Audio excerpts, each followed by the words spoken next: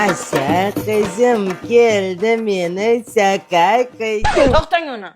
Mani erim bor. Erim mani onasi o'tmagan deb olgan.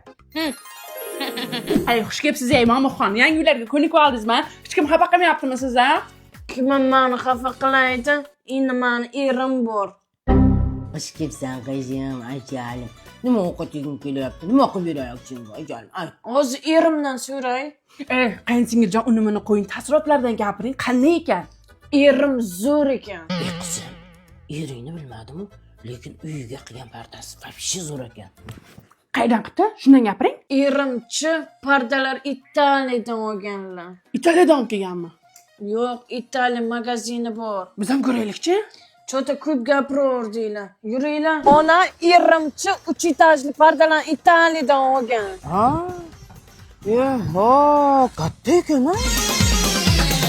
Yangicha bir Stefanechki ishtir. Klassический deyilmasmidi? Yangicha bu yerda 15 yildan ortiq staji bor ekan, menga erim aytganlar. Yangicha bir Yevropoyski 2-etaj. O gaping to'g'rilab oldi. Erim aytganlar shunaqa deb. Oyijon, biz ham shundan qilaylik uyga pardani. Конечно, olsanglar bular Yevropa, Turkiya, Xitoydan olib keladi. Birinchi qo'l arzon. Bu Italiya do'konida matosi ham, tikishi ham o'zidan erim.